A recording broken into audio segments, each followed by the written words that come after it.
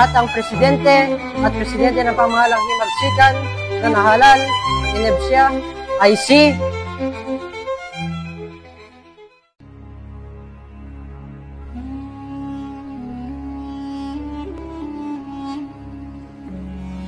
kaalisan lamang mga kasama at katahimikan.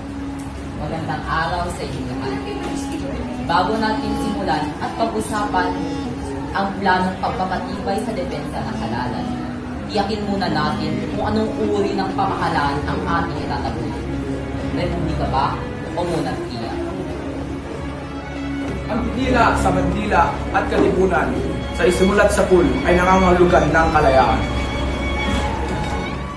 Maraming salamat sa iyong panahon. Kakalamuhin ko, ang dapat nating itaguyod ay isang republika.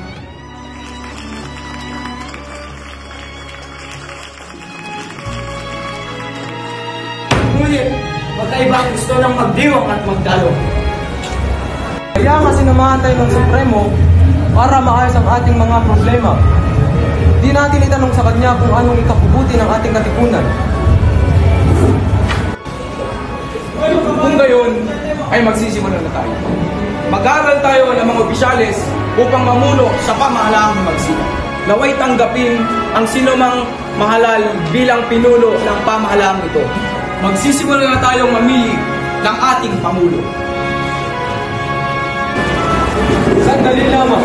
Diba napagkasunduan natin na ang Supremo ang siyang magiging Supremo? ating bigyan galang ang karapatan ng ating mga kapatid kung sino ang dapat mamuno sa ating gobyerno. May katwiran si Ginoong Tirol. Kailangan natin mamili ng isang nominado. Kung ganoon, inonominado ko si Andres Bonifacio bilang isang vice-presidente. Inonominado ko si Ginoong Mariano Trias. Inonomina ko si Ginoong Emilio Aguinaldo bilang presidente.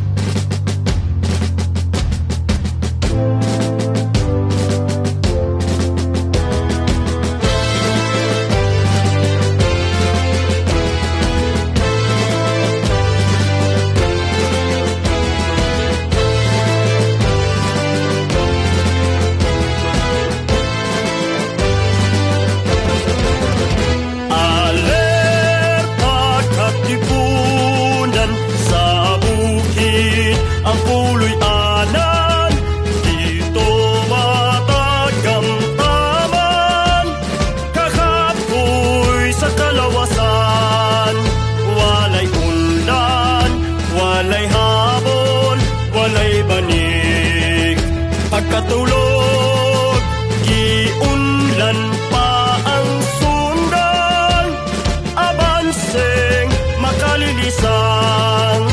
Alerta katipunan, ang tuson, ang kalisdanan, dugangan nato ang kaisog. Bonifacio Trias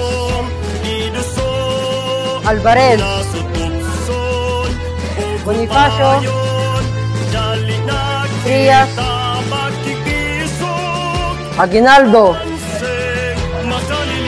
Trias Bonifacio Aguinaldo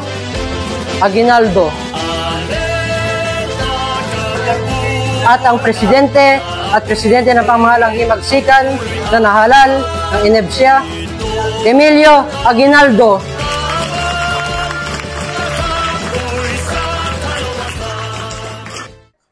Ngayong may pangulo na tayo, gawin naman nating vice-presidente bilang parangal sa Supremo ang Supremo. Formal at opisyal, senyor. Formal at opisyal. Kung gayon, inonomina ko si Supremo Andres Bonifacio sa pagka-vice-presidente. Nais kong inomina ang aking buting ama na walang iba kundi si Ginoong Mariano Alvarez.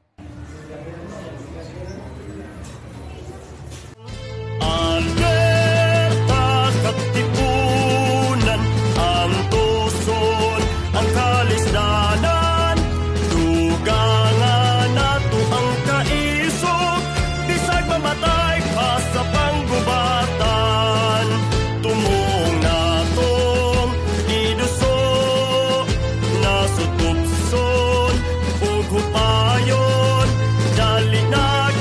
Mga Ginoo, ang ating Vice Presidente ay si Mariano Trias.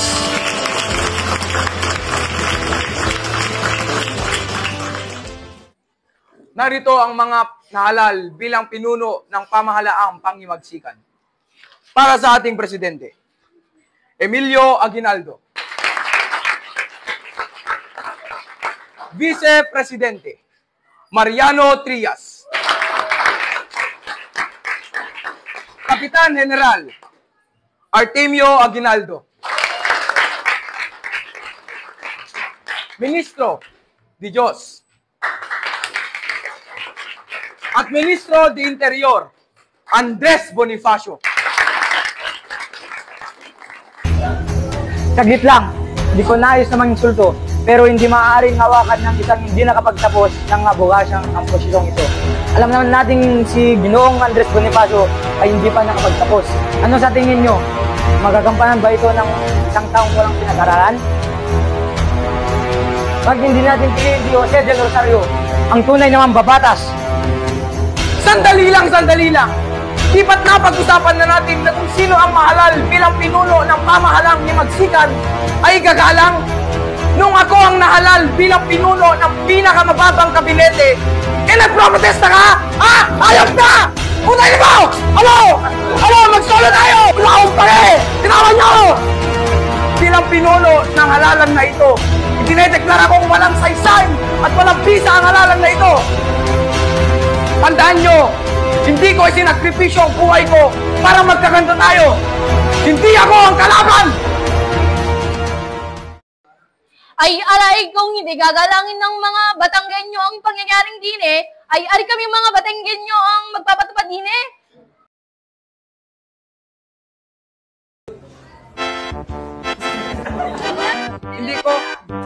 Hindi yung isa. Walang saysay ang laban na ito. Ay ang